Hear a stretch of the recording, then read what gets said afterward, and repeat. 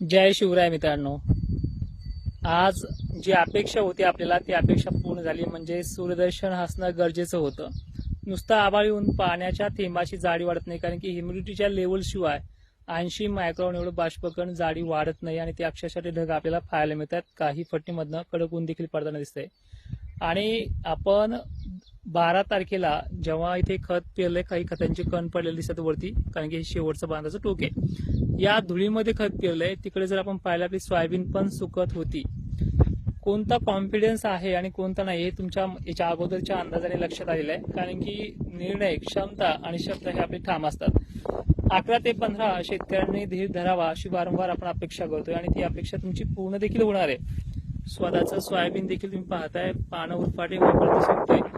हे सुकत राहतं, यामध्ये काही त्रास होत नाही. उलट ज्या सोयाबीनला जास्त वाढ आहे, म्हणजे माजल्यासारखं सोयाबीन असेल, त्याची वाढ थोडी किंचित थांबून पिकांना एक चांगल्या पद्धतीनं भरण्यास मदत होते.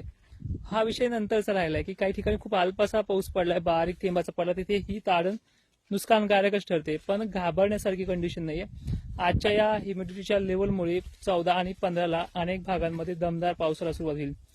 पण महाराष्ट्रामध्ये 22 तारखेपर्यंत पाऊस पडणार नाहीये.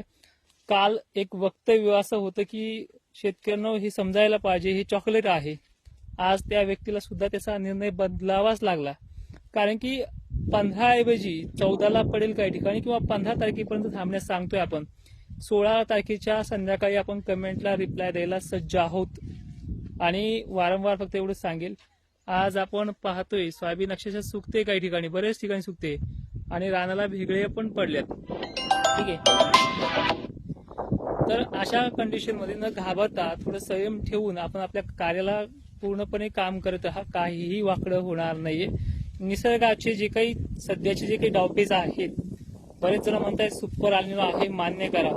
परतीचा रिटर्न पाऊस झाला की मी सुद्धा मान्य करेल की हा सुपर अल्निनोचा इफेक्ट होता. पण अशा प्रकारचे खंड कोणत्याच वर्षी पडले नाहीत का, हा माझा तुम्हाला प्रश्न असेल.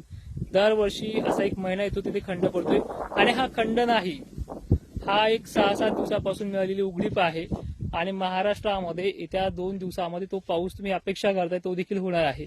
आज सुद्धा संभाजीनगरच्या काही ठिकाणी पाऊस झालाय.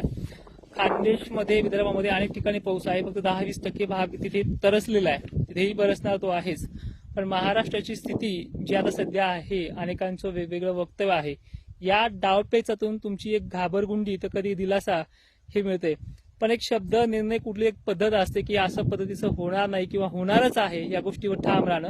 ना की काल एक, आज एक आणि उद्या एक. महाराष्ट्रात 22 तारखेपर्यंत खंड नाही, आणि येणाऱ्या 14 आणि 15 तारखेच्या संध्याकाळी चित्र स्पष्ट होईल. आणि ज्या भागांना अत्यंत कमी पडला त्या 2 दिवसामध्ये, तर त्या भागांना 16-17ला देखील चांगला होईल. पण एक विनंती करतो की 22 तारखेपर्यंत खंड नाही, आणि दिलेल्या तारखा माझ्या पूर्णपणे ठाम असतात, ठाम राहतील सुद्धा. ना की काल एक, ना की आज उद्या एक. जय शिवराय.